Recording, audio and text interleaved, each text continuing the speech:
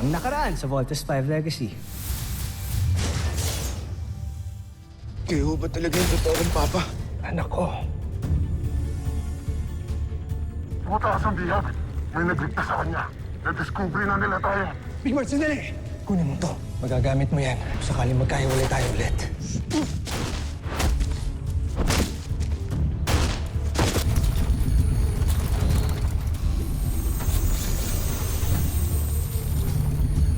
Nakita ko na po si Papa. Ito po, binigay sa akin ni Papa to bago siya mabawi ng mga kalaban. Kami nang bahala mag-decode dito. Ang homesack na Rodka at si Dr. Ned Armstrong ay iisa. Kaya pala malakas ang depensa ng Terra Air 2. Laking gulat na lang siguro ni Prinsipe Santos pag nalaman niya na may mga kapatid pa siyang iba. Wag! Ilihim mo ito sa kanya, Joel. At itago mo rin sa kanya na buhay pa ang kanyang ama. Thunder Missiles! Buti naman, bumalik ka. Ano pa hinihintay natin? Let's vote!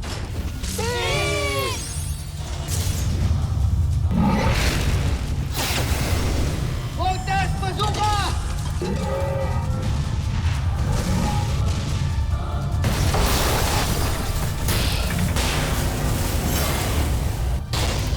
Laser Sword!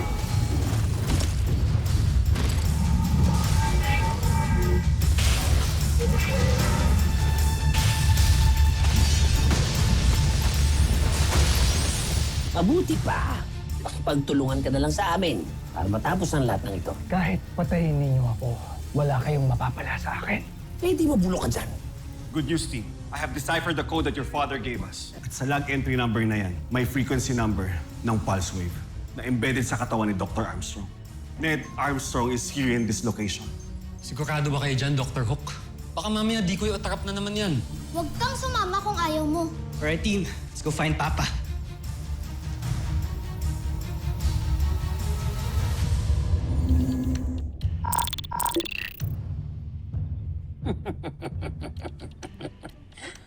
Talagang walang alam sa paggawa ng armas ang ibang General ni Santos.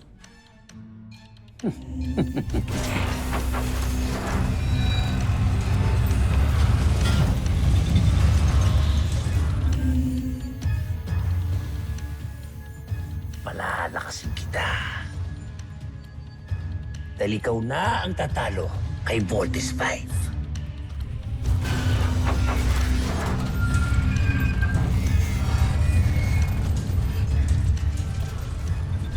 Soldier, taglay mo ngayon ang pambihirang katangian ng amoeba.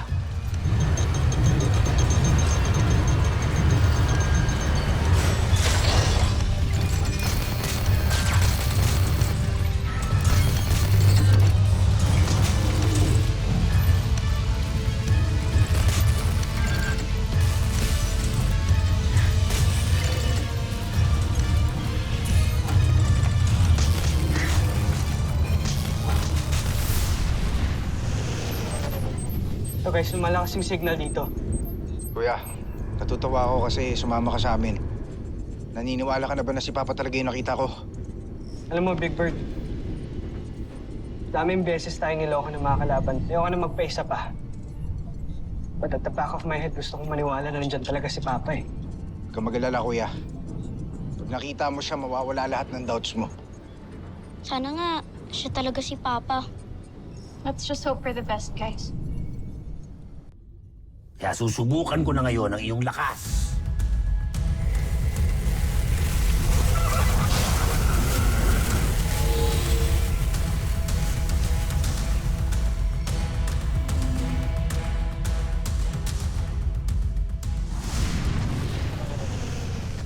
Ito guys, malakas na yung signal dito. Malapit na tayo sa location. Kung malakas yung pulse na ibig sabihin, posible rin na malapit na yung kalaban sa atin.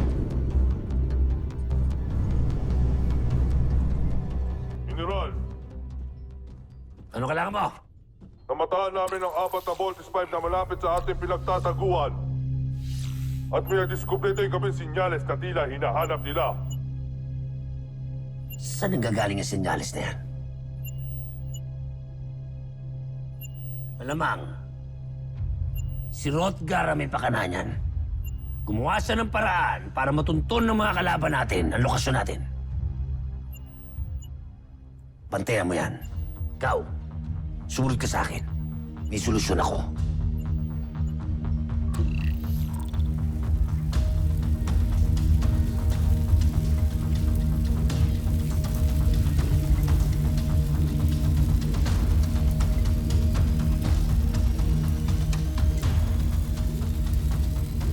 Lakasan niyo pa ang enerhiya ng aparato.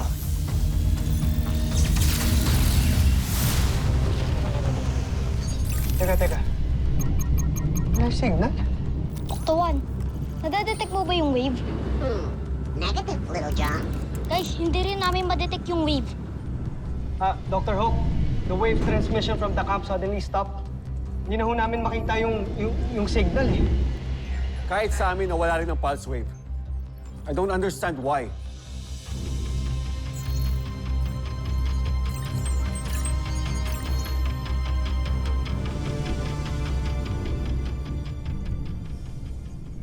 Yan. Sigurado ako, hindi nalulusot ang pangsagap ng senyales ng Vortex Spike sa tindi ng enerhiya na bumabalot kay Rotgar. Ewan ko lang, kung matuntun pa nila to,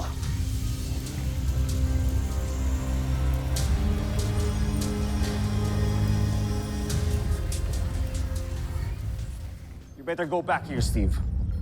No, Doctor. Kung nawala yung signal, ibig sabihin nakita kami ng mga kalaban. Therefore, nandito lang sila. Which is dangerous, lalo na hindi kayo kumpleto. Sige na, bumalik na kayo, tsaka na lang natin pag-usapan kung anong sunod ninyong gagawin. No, Doctor. Itutuloy namin yung paghahanap kay Papa. Big Bert, pwede ba huwag niyong matigas ang ulo niyo? Armstrong Brothers! Jamie, do you read me? Mark, where are you going? Susundan ko po sila, Dr. Hook. Baka mamaya mapano pa si Jamie. Mark, wait!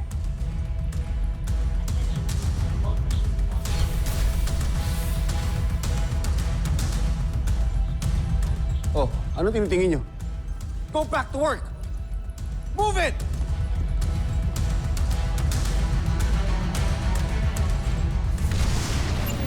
General, hindi pa rin umalis ang kalaban natin.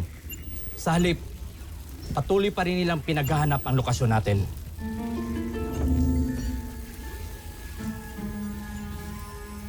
talagang sinusubukan nila ang pasensya ko. Kaya ilabas nyo na ang aking Beast Fighter.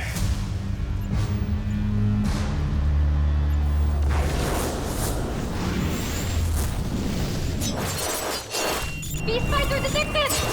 Team evasive maneuvers!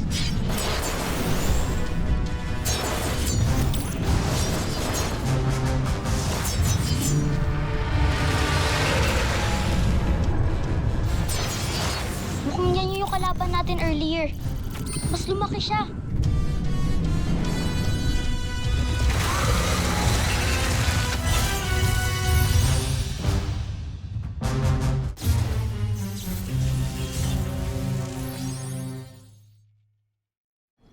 Voltes team, this is CBF Command.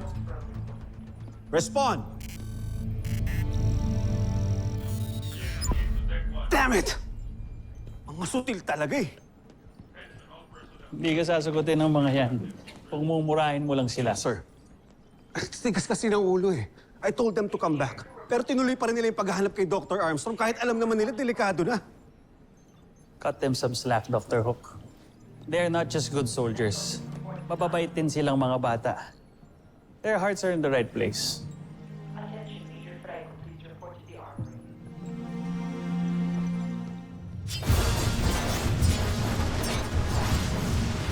Lakas! Kung pwede lang sana tayo mag-vault in. Area bomb!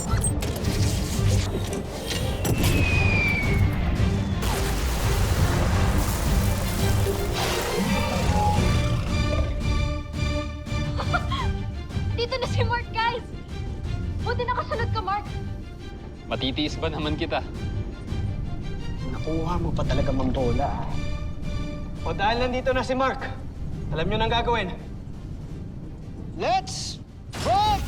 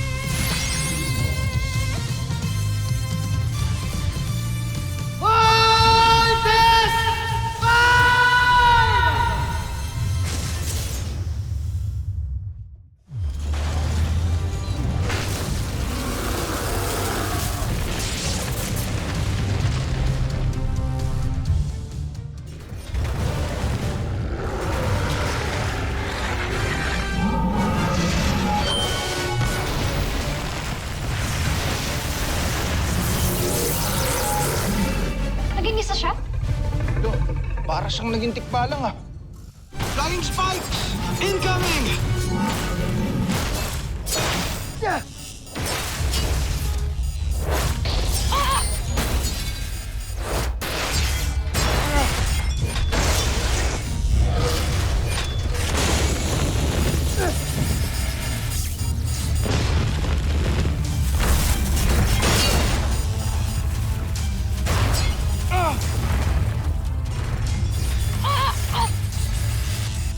Bakit ba ang hilig nila tayong ipako sa lupa?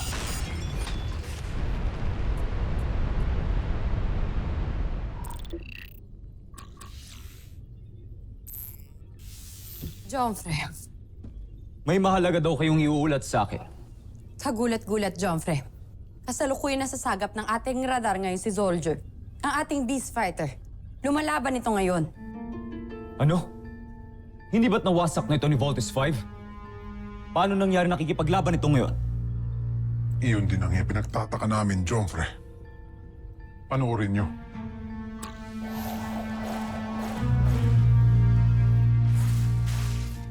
Kamangha-mangha. Winawasak ni Soldier si Voltes 5. Ngunit paano nangyari ito? Wala kaming kinalaman, Jomfre. Hindi kami kikilos ng walang basbas ninyo.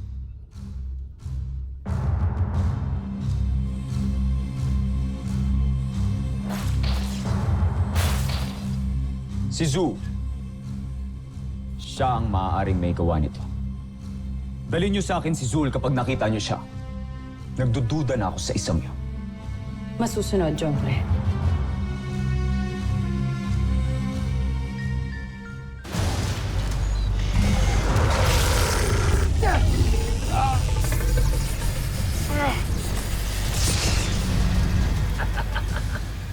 Sige, soldier! Pagkakataon mo na to para makabawi kay Voltes 5. Sige!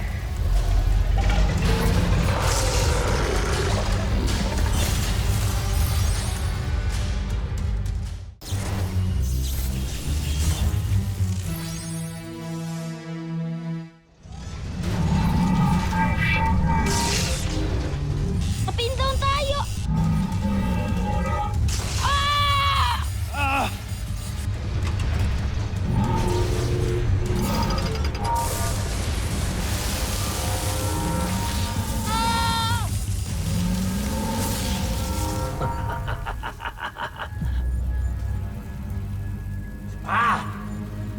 Tuloy mo pa yan!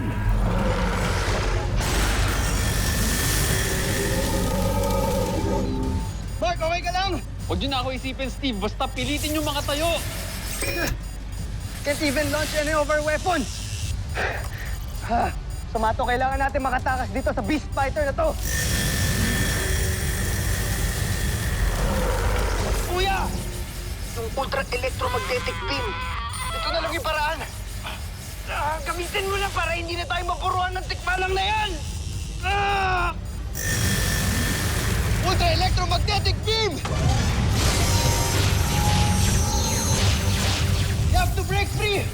Little John, divert all power to arms. We need to break free.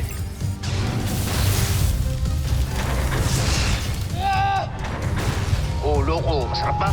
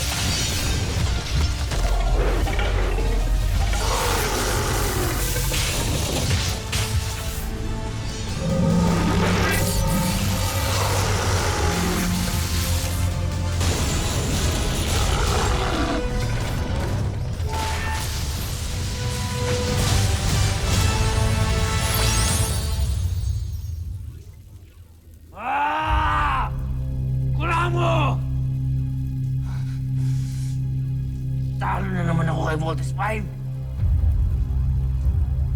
Pinahiyan niyo na naman ako!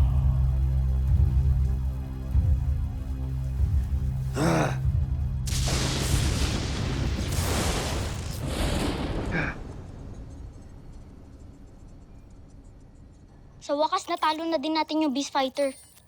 Pero Kuya Steve, paano si Papa? Makikita ba natin siya?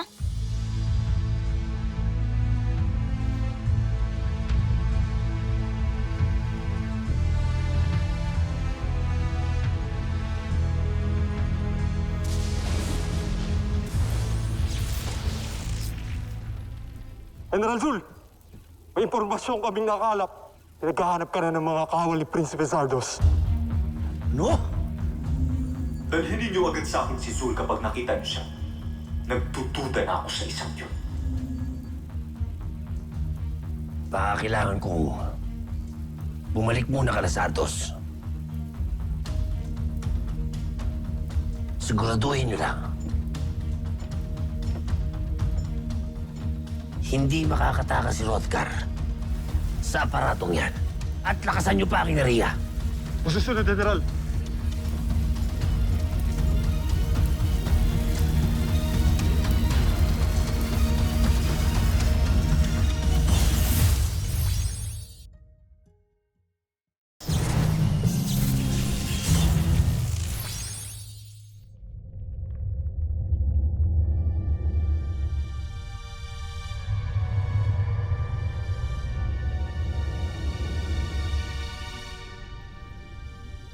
Mahal na prinsipe, kakadako lang ni Zul.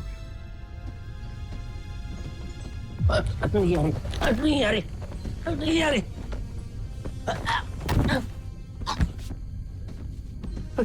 Akala mo siguro hindi ko matutuklasan ng mga kalokohan mo, Zul. Hayaan niyo po ako magpaliwanag. Hindi ko kailangan ng paliwanag! Sumaba ka sa laban ng walang pahintulot ko. Sino ka ba sa inaakala mo, ha? Kaya pala nawala ka? Nagsarili ka na? Pero talunan ka pa rin. Nang dahil sa pagmamagaling mo, Mapapahiya na naman ako sa ating emperador!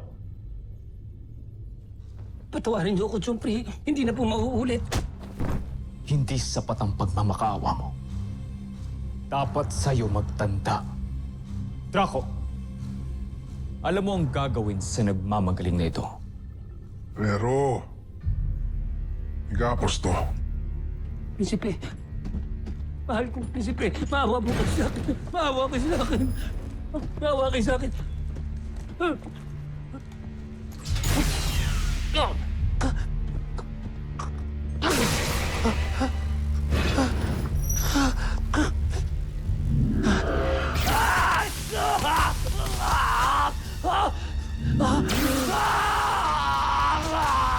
Sige, Draco! Huwag mong titigilan niya!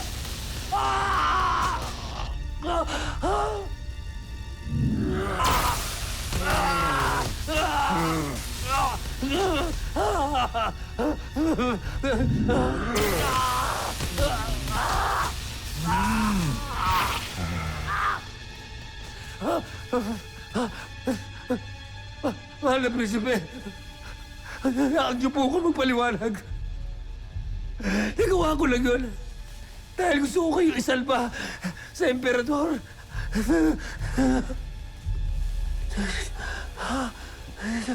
Ano yun?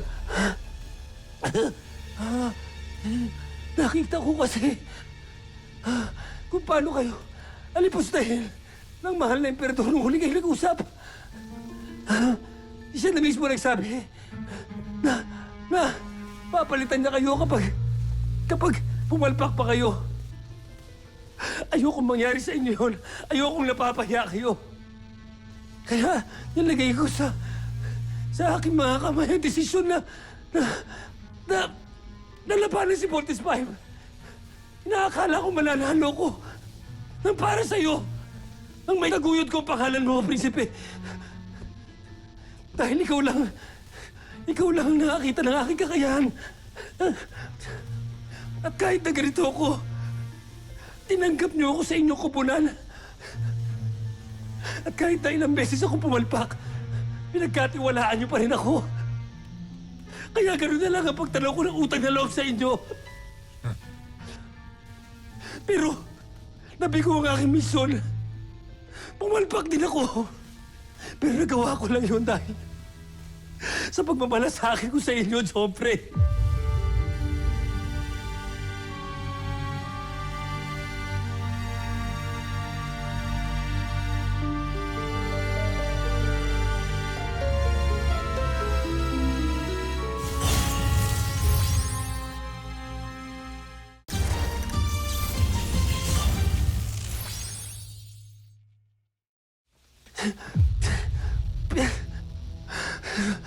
Pwede ba? Huwag mo nang bilugin pa ang ulo ng ating prinsipe para lang makaiwas ka sa parusa mo. Kung sa tingin nyo, wala na ako sa isay. Tatanggapin ko na ito na ang katapusan ko. Sige, General Draco. Palakulin mo na ang ulo ko. Tapusin mo na ako. Ikagagalak ko, Zul. Wag! Sandali! Sandali! Mahal na Prinsipe! Mahimik ka! Jompre! Sandali, Draco! Ilapit mo siya sa akin.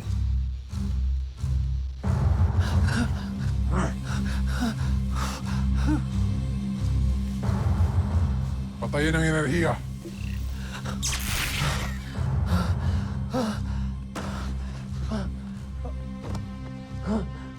Tawarin ko. Prinsipe. Sa susunod na magmagaling ka pa, kamatayan ang magiging kaparusahan mo. Maraming salamat, Jompre. Pastangan.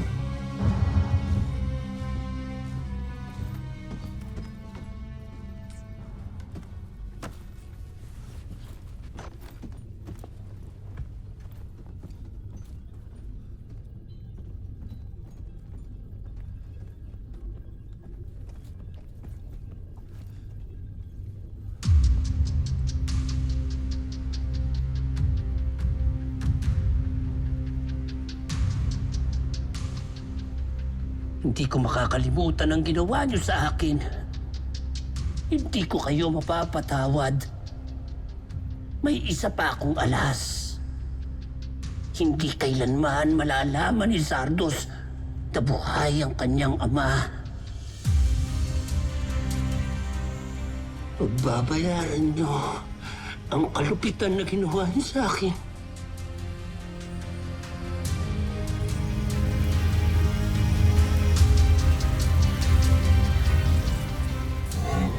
Susunod sa Voltes 5 Legacy.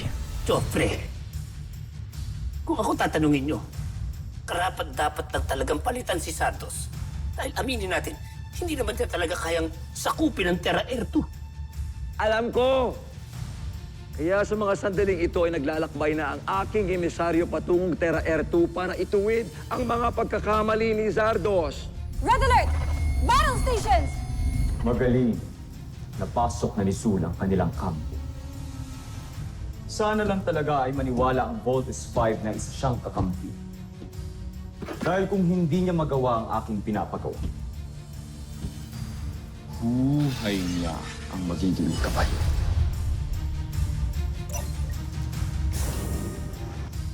Ano to, Mark? Dinner. Para sa'yo. How did you get in my room? Are you expecting someone? Come in. Door open.